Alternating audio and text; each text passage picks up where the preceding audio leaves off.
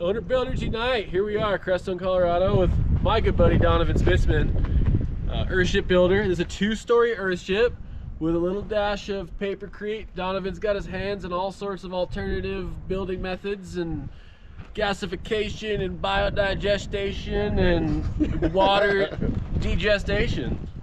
What do you think, Donavan? Doing everything I can, man. You want to tell us about the house? Sure.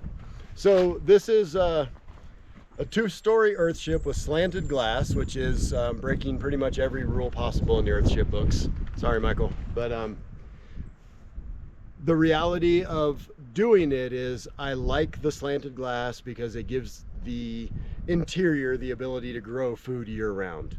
And so the slanted glass was mandatory, and I wanted to try 2 stories. And so I was lucky enough to stumble into a book that actually had a calculation that I've only seen in one place, and that's this book, which was an actual cubic volume calculation for thermal mass, glazing, air volume of the space, number of sun days, and it's this really kind of a complex math geek formula to determine how much mass you need to offset the amount of glazing that you have. And so I went through all that dysfunction and did all of that math to actually take into consideration the amount of mass that was in there, which gave me the ability to put slanted glass on 2 stories. And it's actually working super well. Yeah, it's working super well. I couldn't be more pleased. What you see now is obviously an owner builder trip. Oops. I needed to get something on the roof, obviously, or on the face to protect the plywood and all the things under there. So I went ahead and did the underlayment, high temperature underlayment. And then of course life happened as an owner builder and I wasn't able to put the metal on. And so I ended up with what you see there, which means I now have to backtrack a little bit, redo some flashing, redo some stuff, but whatever, it bought me some time. Bitchethane membrane for now? It is, and it's a high temperature bitchethane cool. Membrane. So all the stuff in the center is working famously well. I think I have one window that actually leaks in its current condition, which isn't too bad, but nonetheless, I need to go back, cut it out, and fix some things. How long have you been working on it? How old am I now? Actually, Facebook just reminded me that my building permit back in the day got approved yesterday. Nice. Yep, so it's been 14 years since the permit was approved. I probably have 11 actual years of building in it, mostly by myself, a little bit of help here and there, all out of pocket. Yeah. And mostly reclaimed, recycled materials. The upstairs, right now, the only thing upstairs that is actual new material is the decking on the roof. Nice. And the roofing material. Everything upstairs is post-consumer. Nice. It's amazing. Do you have a guesstimate on, just shooting from the dark, how much you're in cost-wise? Oh, yeah. I can tell you.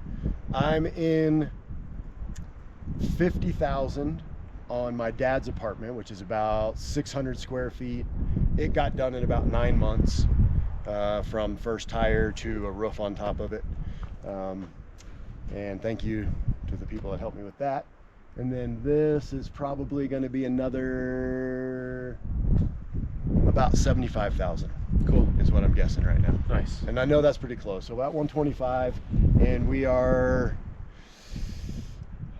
2,200 under roof. Cool. Sweet. Nice. That's not too bad. That's not too bad. How many tires do you think? 1,200. Nice. Yep. That's a lot of tires. I think I have about 600. How many you got, Pete? Probably 3 or 4. Nice. 300-400. I would do Pete's size next time for certain. Okay. Pro tips. The last 100 tires almost killed me, but I had some people come and push me through them, and we got them done. But they were work. Nice. Serious work. Cool. Yeah. Motivation ran short somewhere around 900. Yeah. Nice. You want to take it in? Yeah, let's go. Cool. Nice. So I know you guys have heard of the garage mahals and what's the other one there? The shop mansions. What do they call them? We can edit that shit out. But this is an earth shop. This is what Donovan's little special zone here. Also a metal worker. You'll be able to see here in a minute. Much like my friend Matt. Yeah. But I'm not really a welder. I just make metal stick together. Cool. So this is my shop. This is my man cave. It's where I hide most of the time. There's a custom stair railing I'm doing for a customer, and I got electrical is in mostly. We still have some work to do. I have some sub panels that have all been inspected or ready to hook up, and I just need to actually take the time to hook them up. I have everything. Can we get some of your banisters real quick? Yeah. Your railings? Yeah. Well, that's cool, Donovan. And then what's on the wall real quick? Is that That's actually a combination of Structolite and straw. nice? A friend of mine, Eric, encouraged me to give it a go, and the shop is a great place to test things. I'm definitely into prototyping and testing things. And as of right now, I really like the Structolite. It's obviously more expensive than doing Adobe, which I'm doing in the middle. It also has a different mass value, but the layout of the house changed a little bit, and this has become the coldest room where it was going to be the warmest room. So I wasn't too concerned about throwing my mass calculations off in here a little bit. And I've done some of this Structolite, and I really like the product. I don't know much about it, but it's pretty. This is just dirty because he works metal, and it's not even that dirty really. He's been grinding up against that wall for over a year. Over right? a year, Yeah. Beautiful railing. Grinding against it. This is all you, Donovan? That's all me. Cool. That's a piece for a friend. It's for just a quick explanation, it's actually a person kneeling, in his head and his arms, so his hands and his voice reaching out through spirit. It's an artistic piece. Beautiful. And then this is all of the elements and spirit from the upstairs coming down to meet the person's desires and actions. Yeah, it's fun. I like it.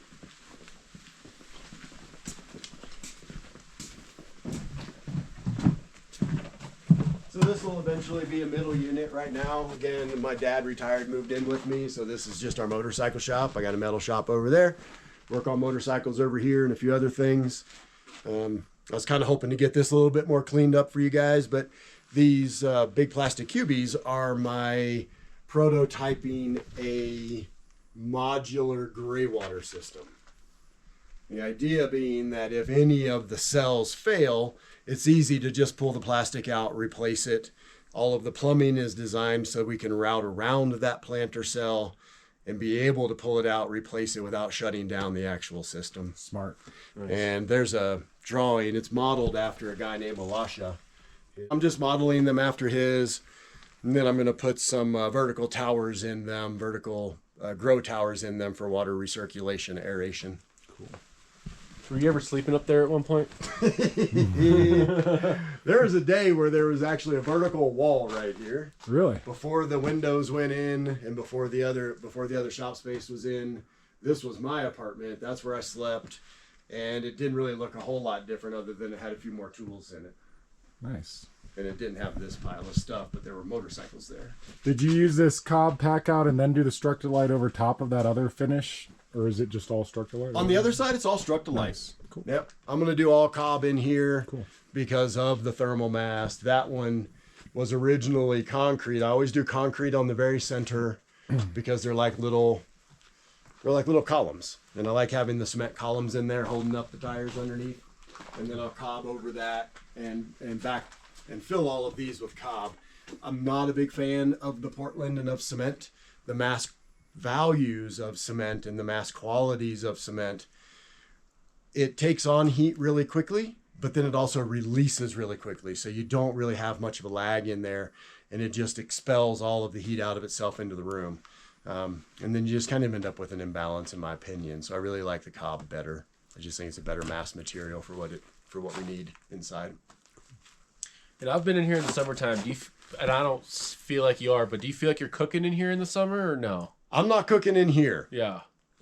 What I'm working on is Dad's apartment is designed to cook. My upstairs apartment is designed to cook.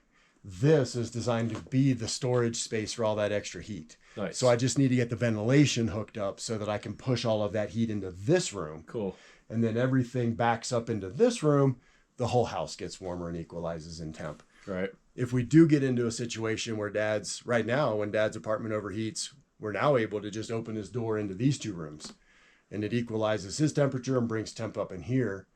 If my apartment, which overheats, like 4 weeks in the spring and 4 in the fall, I just open my east and west door and it evacuates in about 15 minutes. And ours too. Ours Yeah. gets really hot on the shoulder seasons too. So Yeah, it's you pretty just standard. open the doors, vent out the extra heat if you don't have somewhere to store it. Because my upstairs is papercrete. Yeah. So upstairs, there's no mass to absorb the extra heat. It's just like straw bales. It just piles up with nowhere to go. And so I've got to get it out of that room and down here where there's mass to absorb it, Nice. equalize temperature. And there's vents in the face. Cool. Couple of vents in the face in here so we can bring fresh air in from outside and move it around. But I'm working on some passive ventilation and stuff. Four tires high. Yeah. Yeah, and I was really surprised at how motivated I got to get that tire wall done. Yeah, it looks like a gnarly one. Yeah, I used big tires like you guys did. Yeah. And I don't know. It went good. It went well. I was really Yeah. impressed with myself at how I Yeah. stayed focused on getting that done. It's tough work. Because it was a huge mess to have that big crater in front of the house. Yeah. You know how it is? Yeah, I do. You got a 4-foot by 6-foot crater in front of your house, and you're Yep. trying to figure out how to fill it back in and not make it dangerous. Totally. About to wake up a grizzly bear or what? Maybe. Nope, he's running away.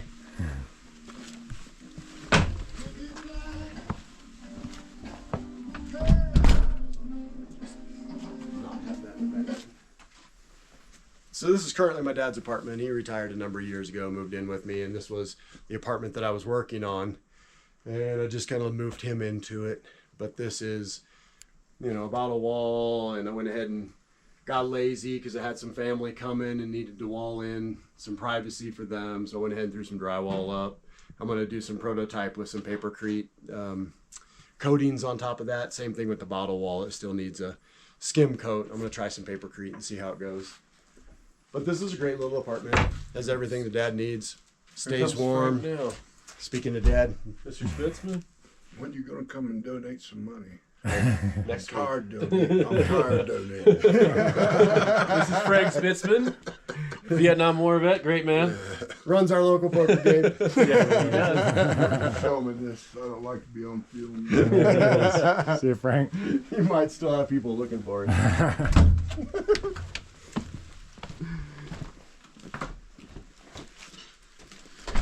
Sweet. We walk around and show the papercrete for upstairs. Yeah, you go upstairs? Cool. Perfect.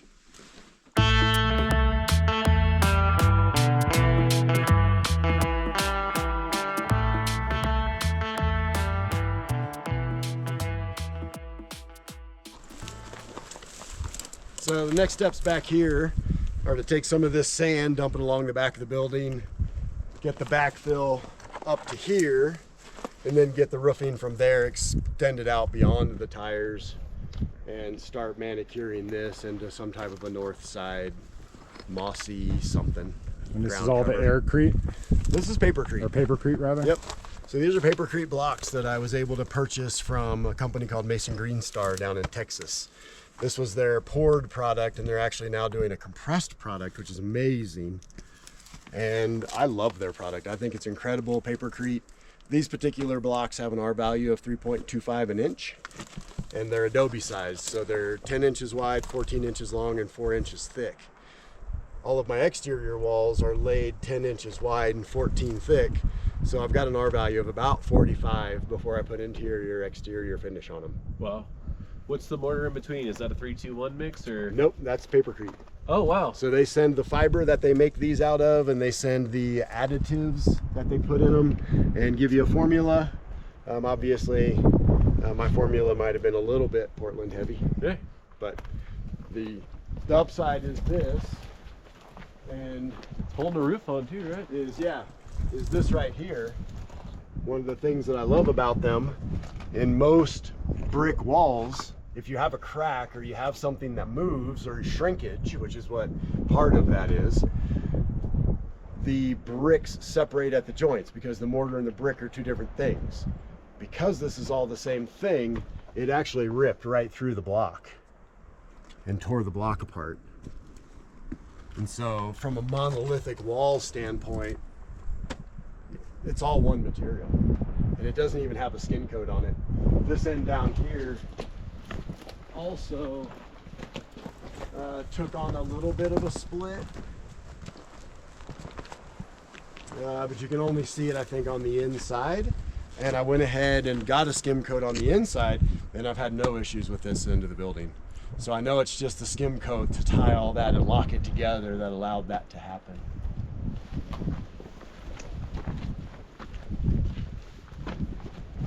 So this is, the backfill will come up to here and on top of here. So this unit essentially, all the way up to the papercrete, top of the papercrete blocks there, this is Dad's roof over his apartment, but this will all just end up looking like a sandy hill. Nice. Hopefully with grasses and whatever I can get to grow up here. Sweet.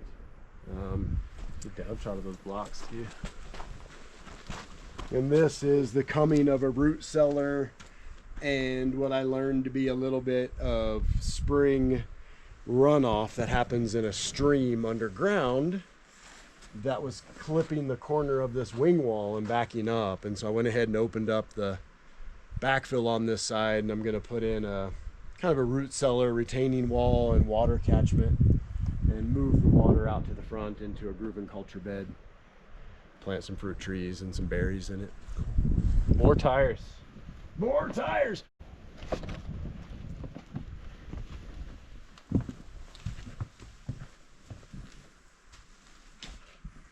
So this is the upstairs apartment that I've been working on. That's just a papercrete skim coat that I was playing with to see how it worked. It's working great. I love it. It doesn't come off. It stays. It's not bleeding or flaking or anything dumb. So now I'm going to do this wall and I'm going to tint it and see how the tint holds up. But I'm very excited about that. I really like the look. If I can just get it tinted, I think it's going to be really nice. It looks good. And like I said, this whole room above the vapor barrier, above the stuff on the ceiling are some old bridge trusses that I scavenged. All the framing up here was a project that got taken apart somewhere and they piled up all the lumber and I was able to acquire it. That's a bridge truss that's been reinforced.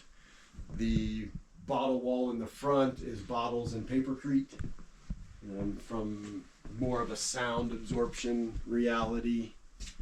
And again, still needs a skim coat, but that one lights up the word create when the lights downstairs are on at night.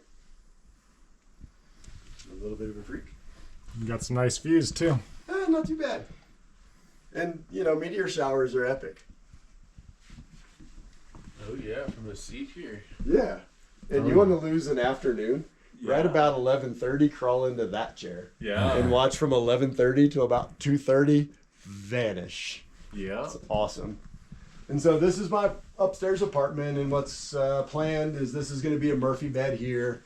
That'll have the TV that I never watch and the kitchen table on the bottom of it. And then this is kind of a placeholder for where the eventual closet will be for up here. That room will have a little vanity in it and some stuff. There'll be a toilet and a shower in this little room behind that screen. And yeah. Nice and wood little stove. East deck, west deck, oversized wood stove, because who wants to be cold? And yeah, and this past year, we only had fires at night between my dad and I to keep our spaces warm. We've now got enough indoor space that's equalizing in temperature that our daytime temperatures are solid even when it's 20 degrees outside. And it's really only after the sun goes down that we have to deal with it. I don't think Dad had a fire past 11 or midnight this winter, and I probably didn't either unless I had company. But the wood stove with the rocks on top, a little bit of extra mass carries, so I don't have to put wood in it in the middle of the night. And Donovan's a big part of the energy fair too. So if you have any questions for him about building crazy stuff and cool stuff and water recycling and all that, come talk to him. Thanks for your time, Donovan. Do you want to say anything else to our fans? I don't think so. I think these guys are phenomenal, and I love what they're doing. So I'm doing my best to support them.